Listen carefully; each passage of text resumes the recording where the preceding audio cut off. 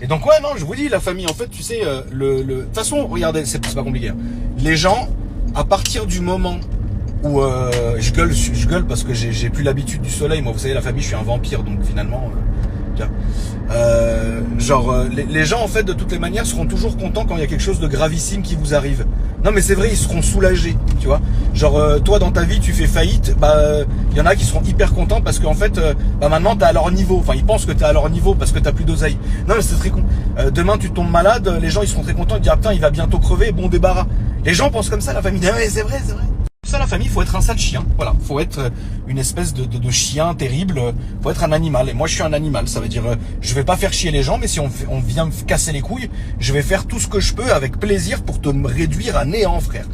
Et vous avez remarqué, la famille, hein, moi j'encaisse beaucoup, hein, parce que de ce qui se dit dans mon dos, ce qui se dit en public, ce qui se dit sur les réseaux, ce qui se dit machin, tout le monde y va de sa petite histoire.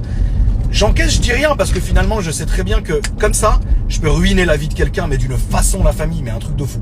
Et donc je dis rien, je reste dans mon coin. Par contre, si on m'attaque, mes frères, mais frérot, ça y est, c'est fini. Il y en a, ils sont venus à genoux en s'excusant. Je t'en prie, rends-moi ma maison, rends-moi ta mère, toi et ta maison. Fallait y penser avant, ça le rave. Hein.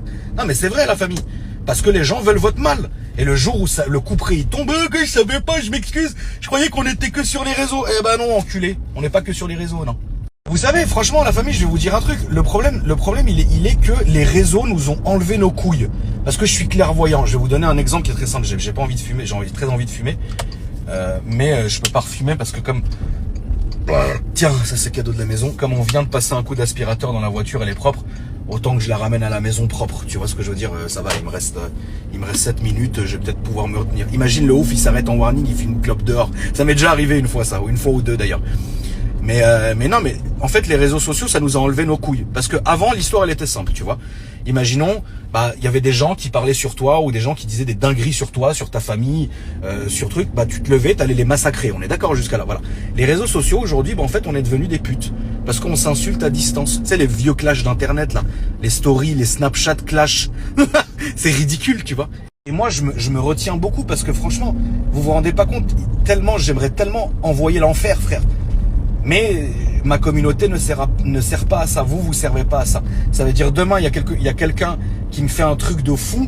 À partir du moment où ça ne vous regarde pas, jamais vous me verrez aller chialer sur les réseaux, dire à ma communauté, allez-y, machin. Je suis pas comme ça parce que, et putain, c'est Alex. Putain, ça, c'est un truc de fou. C'est Alex Cover Style. On en a parlé ce week-end. Il m'a dit une phrase.